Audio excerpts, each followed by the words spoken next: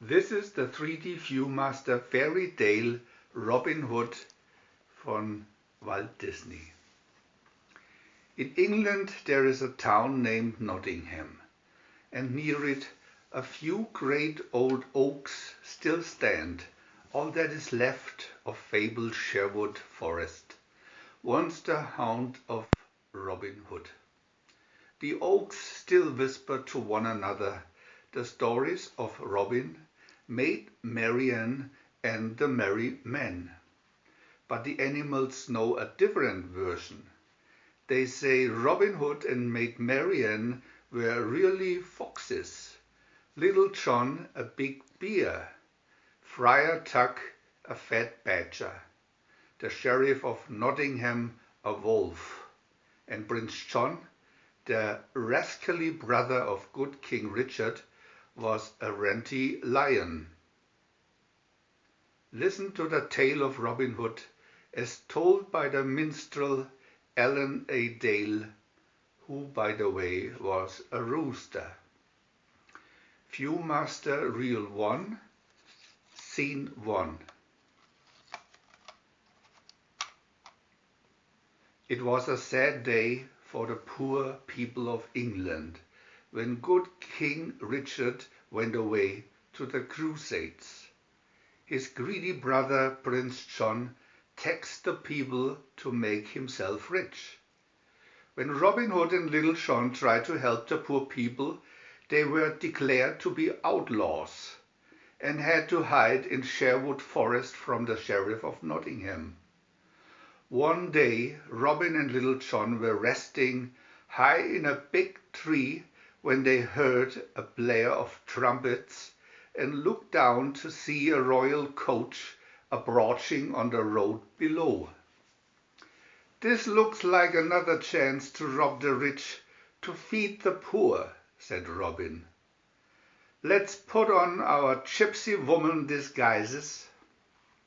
Scene 2. Inside the coach were Prince John and his court counselor, a snake named Sir Hiss.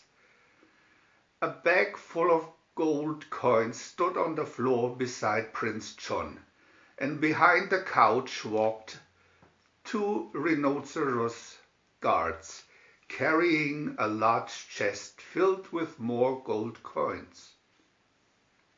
"Taxes! Beautiful, lovely taxes!" gloated Prince John, scooping up coins in his hands. He put on King Richard's crown, which was too large for him, and admired himself in a mirror held by Sir Hiss. Just then they saw at the roadside ahead 2 gypsy women who sang, "Oh, that lolly, fortune tell us, how droll!" exclaimed Prince John. "Stop the coach! Sire, they may be bandits," warned Sir Hiss, but Prince John contemptuously stuffed him into a basket and sat on it. Scene 3. Robin, entering the coach, told Prince John to close his eyes and concentrate. Muttering mysterious incantations, Robin stealthily hijacked the prince's ring and the bag of gold and even slipped off his ermined robe. Meanwhile, outside, Little John removed the gold hubcaps from the coach wheels, loosening the wheels so they would fly off later in pursuit. And while the rhino guards dozed, he bored a hole in the chest and filled his bodies with gold coins. Jumping from the coach, Robin joined Little John, and the 2 outlaws scampered away with their loot. Prince John in his royal underwear screamed, "I've been robbed!" Scene 4. The Sheriff of Nottingham was heavily collecting taxes. He dropped in on a birthday party at the home of a poor rabbit family. While the bunnies and the widowed mother were singing "Happy Birthday" to Skippy, the oldest boy rabbit. The sheriff grabbed Skippy's birthday present, a farthing or half a cent. He patted the sobbing bunny on the head and said, "Oh, don't take it so hard, sonny. Prince John wishes you a happy birthday too."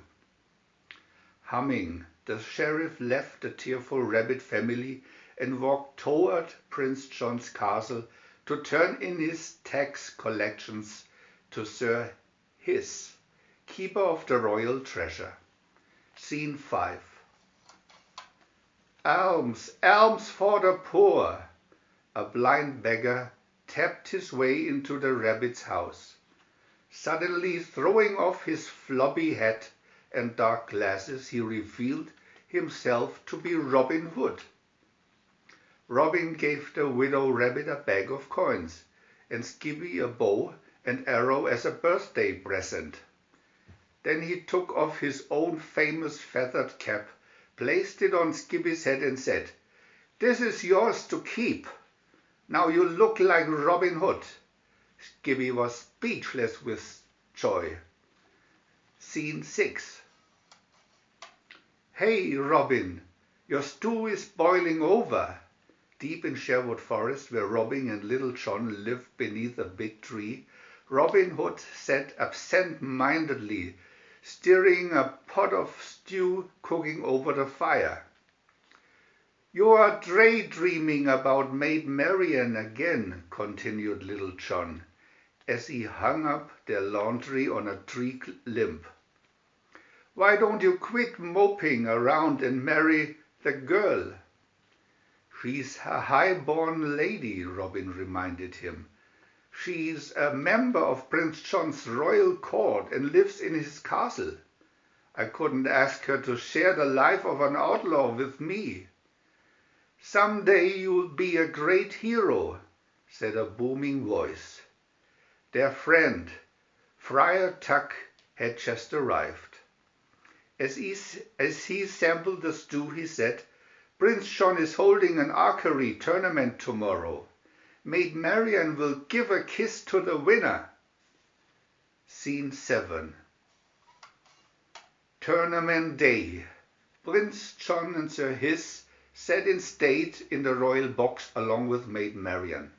"Sire," hissed the snake, "your plot to capture Robin Hood by luring him to this tournament is sheer genius." Up stepped the royal duke, somewhat too fat for his clothes. "I am Sir Reginald, Duke of Courtenay, sire," he said with a flourish. "Allow me to lay a kiss on the royal fingers." Prince John invited the stranger to sit in the royal box, not knowing that he was Little John in disguise. "Hiss," ordered Prince John. "Now get out there and keep your snake eyes open for you know who."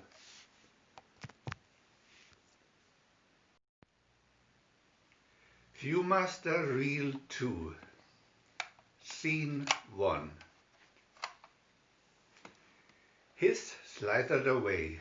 Seeing a balloon vendor holding a bunch of balloons, he thrust his head inside one of the balloons and hissed air into it, inflating it.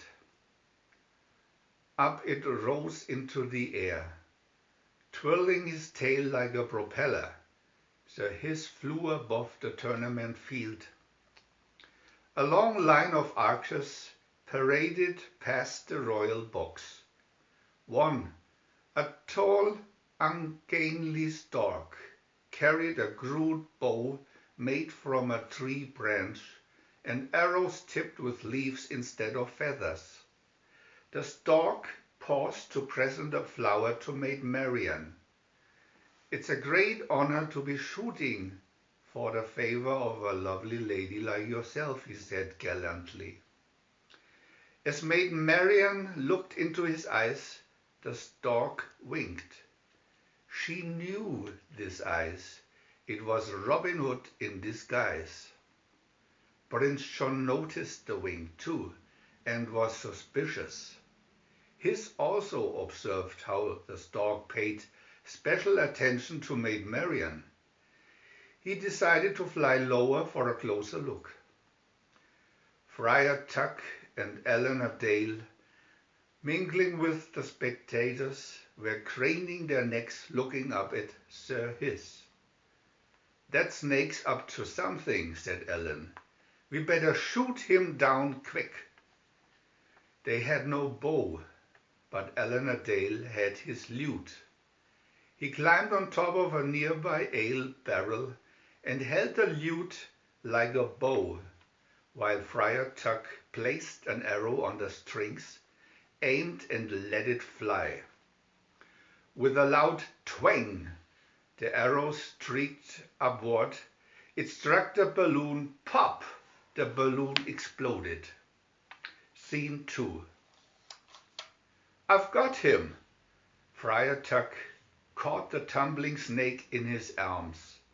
Together they stuffed the squirming reptile into the bunghole of the ale barrel. "Unhand me, you ruffians!" squeaked Hiss. "Help, guards!" Ellen slammed the cork into the bunghole, sealing it tight. Scene 3. After several rounds, all of the contestants had been eliminated except the stork and the sheriff. It was time to move the target back 30 paces for the final shot that would decide the contest. The sheriff turned to his slow-thinking deputy, a vulture named Nutsy. "Get going, Nutsy," he ordered. Then he added in a whisper, "And remember what you're supposed to do." Nutsy moved the target farther down the field. He climbed inside the target's hollow shell and peered out through a slot. The sheriff took aim and shot. His arrow was flying too high. Nutsy went into action. Stealthily he moved the target up to meet the arrow, which scored a perfect bullseye. Picture 4.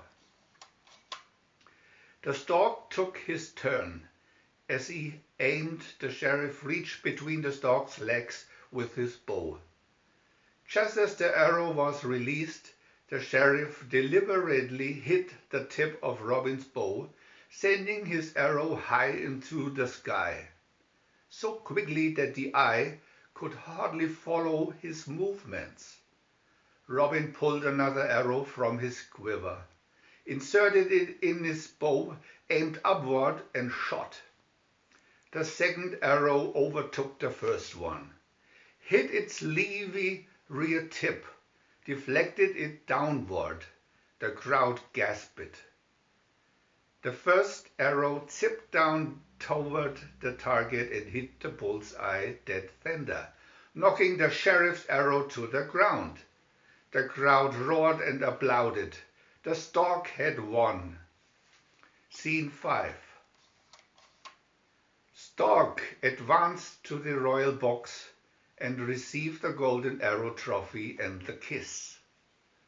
Prince John's big rhinoceros guards formed a close, orderly line and escorted Robin Hood to the royal box. Confident that his stork disguise had completely fooled the tyrant, Robin Hood bowed to Prince John. "And now you shall get what is coming to you," said the prince. As Maid Marian beamed a delighted smile, Prince John drew his sword and held it over Robin's back as if to give him a royal accolade. Suddenly, however, he thrust the sword under Robin's coat and ripped it upward. The stork disguise fell to the ground, revealing a fox standing on stilts. "Robin Hood," gloated Prince John. "Now I've got you, you thieving scoundrel. Seize him." Maid Marian shrieked. The Rhino Guard swarmed over the luckless Robin and quickly bound him with ropes.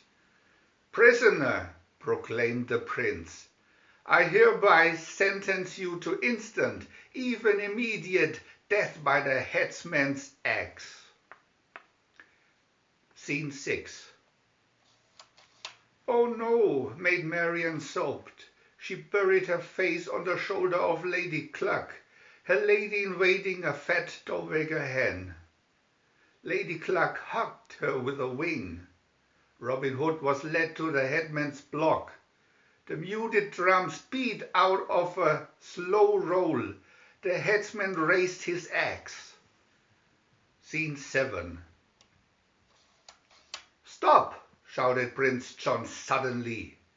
"Executioner, hold your axe! Ouch!" The headsman, startled, paused with the axe in the mid-air. Everyone looked at Prince John in amazement. They did not know that Little John had slipped behind the rear drapes of the royal box and now held a dagger at Prince John's back. "Now," Little John said softly, "tell him to release my body, or I've just found myself a new pincushion." "Release my body," said Prince John nervously.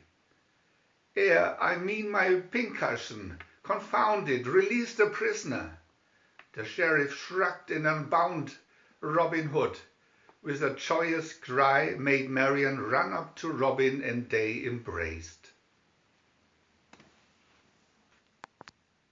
VIEW-MASTER Reel 3, Scene 1.